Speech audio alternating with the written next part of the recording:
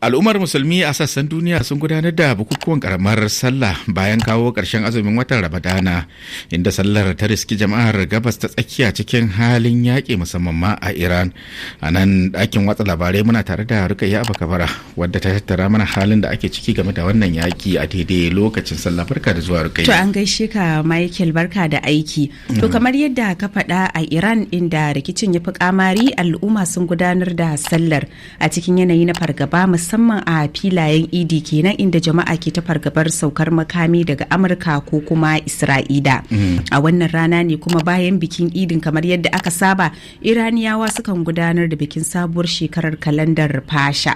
A Lebanon ma haka sallar ta riske su, inda bayanan Majalisar Ɗinkin Duniya ke cewa ruwan wutar da Isra'ila ke yi wa Lebanon ya raba mutane sama da miliyan 1 da mahallansu, sai kuma wasu sama da 1,000 da suka rasa rayukansu. To wannan bayani naki kamar ya shafi kasashen Larabawa ne da ke gabas ta tsakiya. To wani hali ake ciki ne a Isra'ila? To Michael, a Isra'ila yau an wayi gari da wani mummunan hari da Iran ta kai kan matatar man fetur ta kasar, matakin da ke zama babbar barazana ga fannin makamashi a kasar ta Yahudi kenan.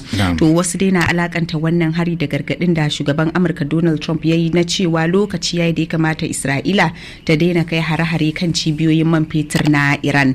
A Isra'ila dai yau haka aka gudanar da sallah, ko kuma a bangaren bukukuwan sallah kenan, mahukunta sun sanar da matakin rufe masallacin Qudus, wanda musulmai ke amfani da wani sashen sa don gudanar da ibadu, inda jami'an tsaro suka harba hayaki mai sa hawaye kan musulman da suka taru a kusa da masallacin don gudanar da sallar idi a yau din kenan. Tuni dai gwamnan Jerusalem ya cicciki matakin gwamnatin kasar na rufe masallacin, yana mai cewa wannan mataki ba komai bane illa janyo rikici bayan wanda kasar ke ciki. To da yake yau rana ce ta musamman, menene Majalisar Ɗinkin Duniya ke cewa? To jawabin da ya gudanar a ɗazu-ɗazun nan, sakataren majalisar Antonio Guterres ya ce akwai yiwuwar dukkanin bangarorin da ke rikici da juna sun aikata laifukan yaƙi, abin da ke zuwa a daidai lokacin da Isra'ila ta yi ikirarin halaka mai magana da yawun rundunar juyin juya halin Iran din IRGC Ali Muhammad Naini.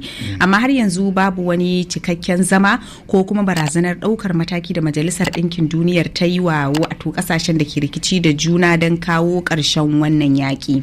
To Amurka dai yana cikin wannan yaƙi ga dangadan kamar yadda aka sani, a iya cewa ma ita ta faro shi. Wani hali ake ciki? To Michael, har yanzu shugaban ƙasar Amurka kenan Donald Trump na cike da takaicin yadda ƙungiyar tsaro ta NATO ta gaza shiga yaƙin a hukumance, abinda babu shakka ya ɓata masa rai sosai.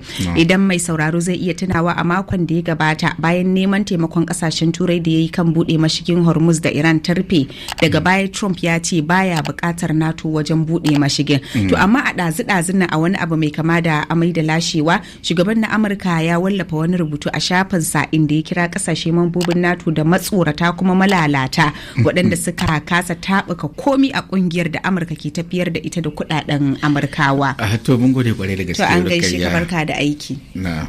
To rundunar sojin ko kuma juyin juya halin musulunci ta Iran ta tabbatar da cewa an kashe kakakinta Janar Ali Muhammad Naini a wani harin haɗin gwiwa da Amurka da Isra'ila suka kai ta sama a su bayan wannan rana ta Juma'a.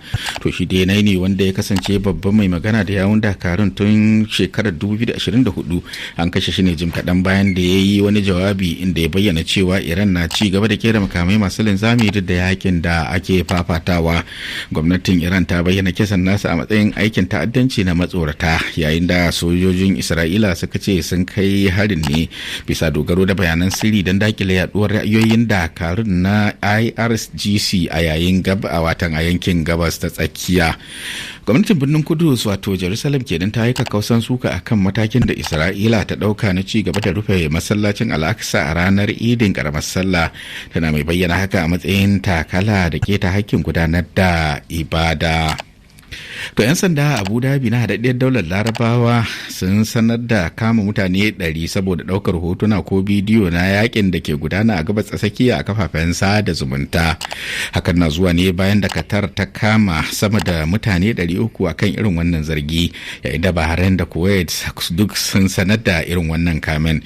Tuni Isra'ila ta sanya hukuncin ɗaurin shekaru 5 ga duk wanda aka samu ya wallafa irin wannan barna da Iran ke yi mata. To kome masana ke kallon yasa kasashen ke tsaurar matakai kan yadda halin da ake ciki? Wata Muhammad Kaddam Siddiq ya mana tsokaci a kai. Ko da yake kowace ƙasa watakil tana da nata manufar na yin haka, amma a nan manufar ba ta wuce ƙoƙarin hana wa mutane yin amfani da waɗannan hotunan wajen samar da hali na tsoro.